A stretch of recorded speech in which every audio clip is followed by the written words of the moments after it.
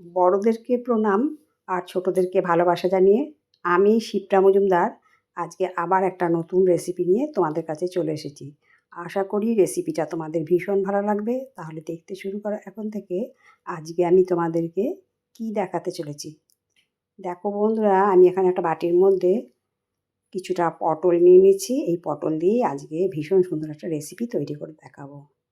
এখানে আমার 500 গ্রামের মতন পটল আছে। পটলগুলোকে আমি এইভাবে পুরো সম্পূর্ণ খোসাগুলোকে ছাড়িয়ে দেবো।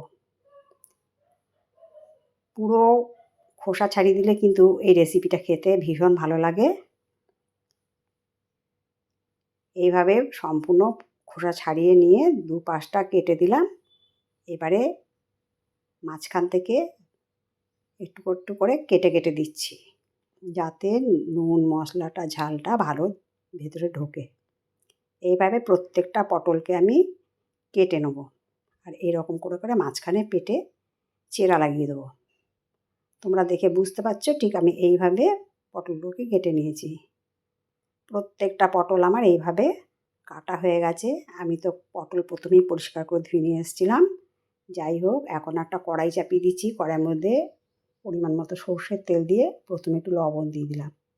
দিয়ে পটলগুলোকে কিছুটা ছেড়ে দেবো। সম্পূর্ণটা একসাথে ভাজবো না, কিছুটা প্রথমে ভেজে নেব। আজকে যেই রেসিপিটা তৈরি করে দেখাচ্ছি সেটা ভাত, রুটি, লুচি, পরোটা সমস্ত কিছুর সাথে খেতে কিন্তু ভীষণ ভালো লাগে। আমি জানি পটলের এই রেসিপিটা অনেকেই জানো, কিন্তু তবুও আমি কিভাবে করি সেটাই তোমাদের কাছে শেয়ার করছি। দেখো, পটলগুলোকে ছেড়ে দেওয়ার পর এইভাবে বেশ কিছুক্ষণ নাড়িয়ে চাড়িয়ে হালকা করে ভেজে নিয়েছিলাম ঢাকনা চাপা দিয়ে। ঢাকনা চাপা দিয়ে নিলে কিন্তু পটলগুলো খুব তাড়াতাড়ি সেদ্ধ হয়ে যায়।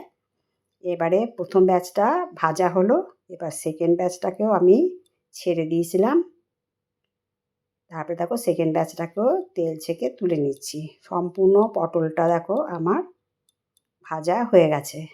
তোমাদেরকে দেখিয়ে দিচ্ছি, 500 গ্রাম পটল আমার সম্পূর্ণ ভাজা হয়ে গেছে। এবার একটা মিক্সিং জার নিয়েছি, তার মধ্যে দিয়ে দিচ্ছি দেখো 1/2 ইঞ্চি কেটে রাখা আদা, আর দিয়ে দিচ্ছি একটা বড় সাইজের টমেটো আর 2টো কাঁচা লঙ্কা। এইটা দিয়ে আমি সুন্দর করে মিহি পেস্ট করে নিয়ে আসবো। পটল ভাজার পরে যে তেলটা বাঁচলো তার মধ্যে এলাচ, দারচিনি, লবঙ্গ ফোড়ন দিয়ে দিলাম।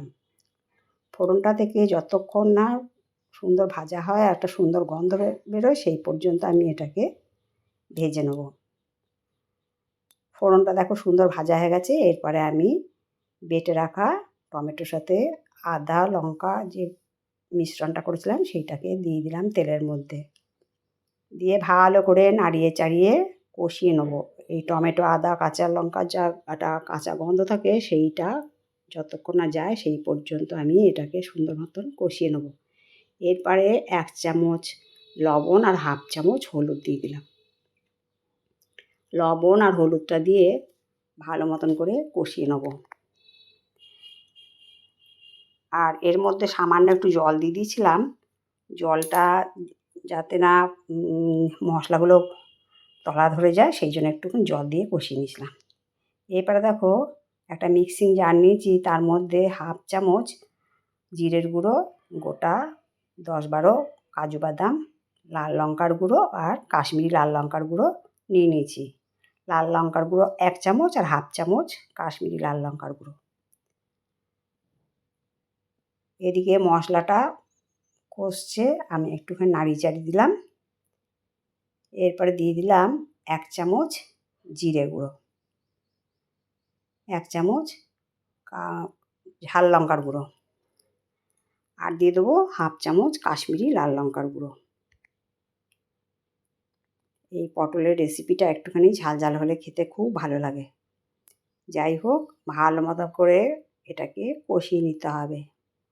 মশলার কাঁচা গন্ধ যাওয়া পর্যন্ত এটাকে নাড়িয়ে চাড়িয়ে অনেকক্ষণ ধরে কষিয়ে নিতে হবে।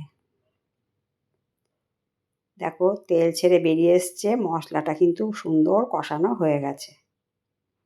অনেকক্ষণ ধরে এটাকে কষিয়ে নিলাম, যাতে না টমেটো, আদা, কাঁচা লঙ্কার গন্ধ থাকে আর মশলাটার যেন কোনো কাঁচা গন্ধ থাকে। এরপরে দেখো মিক্সিং জার নিয়ে নিয়েছি, এর মধ্যে 1/2 বাটি দুধ নিয়ে নিলাম। নর্মাল টেম্পারেচারের দুধ হাফ বাটি নিয়ে নিলাম। আর নিয়ে নিলাম গোটা 10-12 কাজু বাদাম। এই কাজু বাদাম আর দুধটা দিয়ে ভালো মতন করে পেস্ট করে নেব। দেখো পেস্ট করা হয়ে গেছে। এবারে ওই টমেটোর মশলাটার মধ্যে আমি সম্পূর্ণ কাজু বাদাম আর দুধের পেস্টটা দিয়ে দিলাম। দিয়ে ভালো মতন করে এটাকে নাড়িয়ে চাড়িয়ে কষিয়ে নেব। আজকে আমি সম্পূর্ণ নিরামিষ দুধ পটলের রেসিপি তৈরি করে দেখাচ্ছি। যারা নিরামিষ খেতে পছন্দ করো না তারা এর মধ্যে পেঁয়াজ আদা রসুন দিয়েও রান্নাটা করতে পারো।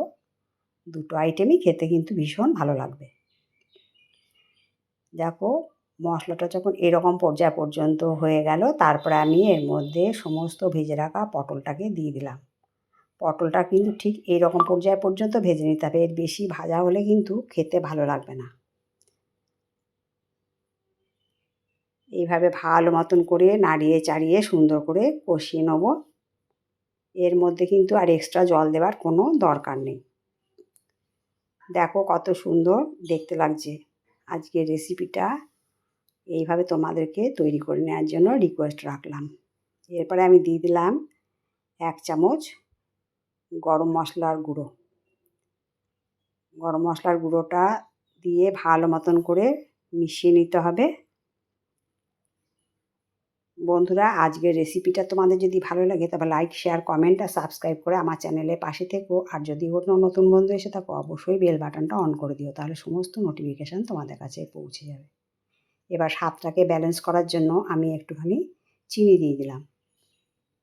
যারা পটল খেতে পছন্দ করে না তাদেরকে ঠিক এইভাবে একটু রান্না করে দিও, দেখবে আঙুল চেটেপুটে খেয়ে নেবে আর বারবার তৈরি করে দেওয়ার জন্য রিকোয়েস্ট করবে। যখন পটলের রেসিপিটা এতটা পর্যন্ত হয়ে গেল দুধ পটলটা, তখন আমি এর মধ্যে 1 চামচ ঘি দিয়ে দিলাম। ঘি গরম মশলা দিলে ভীষণ সুন্দর একটা গন্ধ আসে। এর মধ্যে আর ধনেপাতা বা কাসুরি মেথি দেওয়ার কোনো দরকার নেই। এইভাবে আমি রান্নাটাকে দেখো তোমাদেরকে করে দেখালাম। এরপরে দিয়ে দিলাম কাঁচা লঙ্কা, গোটা কাঁচা লঙ্কা। এই কাঁচা লঙ্কার জন্য কিন্তু একটা সুন্দর গন্ধ আসবে। এটাকে এখন 5 মিনিট ধরে রান্না করে নেব।